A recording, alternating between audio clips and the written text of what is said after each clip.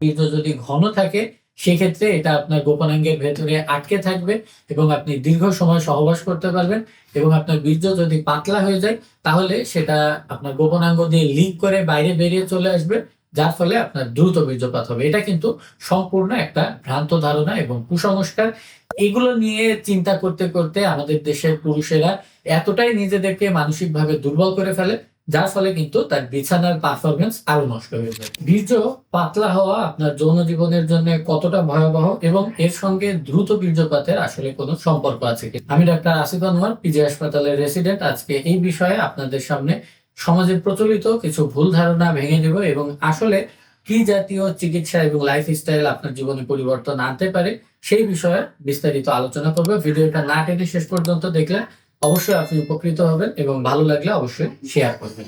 আমাদের দেশে সাধারণ মানুষ তাদের বীর্যের ঘনত্ব নিয়ে খুব বেশি চিন্তা করে এবং এই ঘনত্ব কমে যাওয়াটাকে খুব বেশি খারাপ মনে করে এবং বেড়ে যাওয়াটাকে খুব বেশি ভালো মনে করে। আসলে আপনার বীর্য কতটুকু ঘন বা কতটুকু পাতলা এর উপরে কিন্তু আপনার সহবাসের সময় বিন্দুমাত্র নির্ভর করে না। এবং এটার ভেতরে একটা মানসিক সম্পর্ক প্রত্যেকে তৈরি করে ফেলে যে আমার বীর্য যদি পাতলা হয়ে যায় এটাই হয়তোবা আমার দ্রুত বীর্যপাতের অন্যতম কারণ।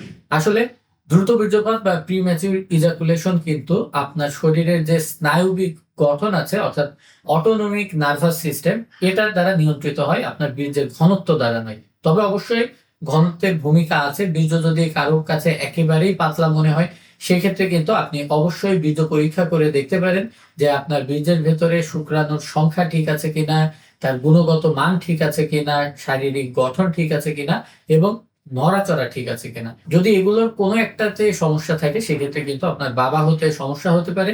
এই জায়গাতেই কিন্তু বীর্যের ঘনত্ব বা বীর্যের গুণগত মানের সঙ্গে আপনার যৌন জীবনের সম্পর্ক। অর্থাৎ যদি বীর্য খুব বেশি পাতলা থাকে, গুণগত মান নষ্ট হয়ে যায়, সেক্ষেত্রে কিন্তু আপনার বাবা হতে সমস্যা হবে।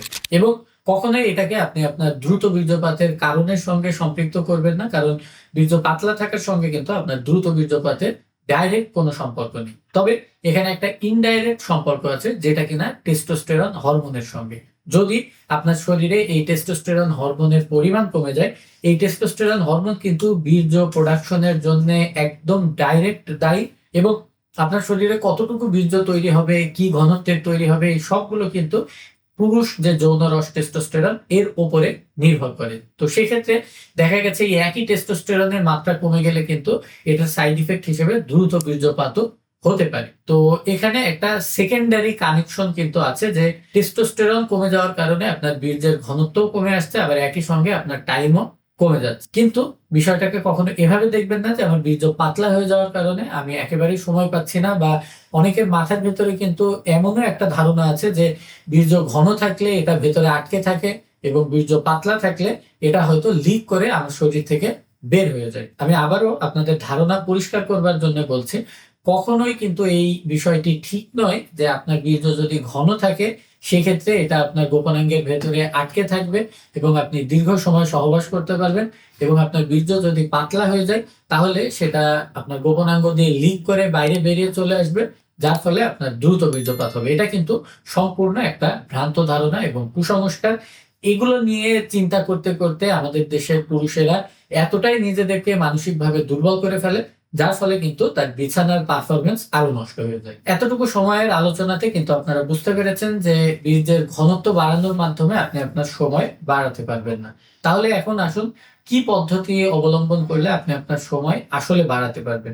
এর ভেতরে প্রথম পদ্ধতিটি হচ্ছে কেগেল এক্সারসাইজ। কেগেল এক্সারসাইজ করবার মাধ্যমে কিন্তু আপনার তলপেটের মাংসপেশি শক্তিশালী হবে এবং আপনার যে বীর্যের প্রতি নিয়ন্ত্রণ হারিয়ে যাওয়া, গোপনাঙ্গ ঠিক মতো শক্ত না হওয়া, ইরেকশন ঠিক মতো না পাওয়া, এগুলোও কিন্তু উন্নতি হবে। রেগুলার কেগেল এক্সারসাইজ করবার কারণে আপনার তলপেটের মাংসপেশিগুলোর ভেতরে যে দুর্বলতা থাকে এটা রেগুলার এক্সারসাইজ করবার মাধ্যমে কিন্তু মাংসপেশিগুলো ঘন হয় এবং টাইট হয়, যার ফলে আপনার নিজের শরীরের উপরে নিজের নিয়ন্ত্রণ বাড়বে। এবং এর পাশাপাশি কিন্তু কিছু খাবার দাবারের বিশেষ ভূমিকা রয়েছে। এর ভেতরে একটা ন্যাচারাল খাবার যেটা কিনা অশ্বগন্ধা, এটা নিয়ে বিভিন্ন রকম গবেষণা হয়েছে এবং দেখা গেছে যৌন শক্তি বৃদ্ধির জন্য কিন্তু অশ্বগন্ধার ভূমিকা অপরিসীম। বিশেষ করে এটা একটা অ্যাডাপ্টোজেন হিসেবে কাজ করে এবং আপনার ভেতরে যে সকল মানসিক অস্থিরতা, অশান্তি আছে এই জিনিসগুলোকে কিন্তু এই অশ্বগন্ধা নিয়ন্ত্রণ করবার মাধ্যমে আপনার যেমন যৌন চাহিদা, আকর্ষণ বাড়াতে সক্ষম, ঠিক একইভাবে কিন্তু আপনার সময়ও বৃদ্ধি করতে সক্ষম। এখন এই অশ্বগন্ধা আপনি চাইলে শুকানো গাছের গুঁড়া বিভিন্ন রকম শরবত, দুধ বা পানির সঙ্গে মিশিয়ে খেতে পারেন। আবার এগুলো বিভিন্ন রকম ন্যাচারাল সাপ্লিমেন্ট মার্কেটে কিনতে পাওয়া যায়, চাইলে সেগুলোরও কিন্তু আপনি সহায়তা নিতে পারেন। কিন্তু অবশ্যই খেয়াল রাখবেন যেন এটা একটা বিশ্বস্ত এবং ভালো কোম্পানির হয়। এখন আসুন খাবার দাবারের বিষয়ে।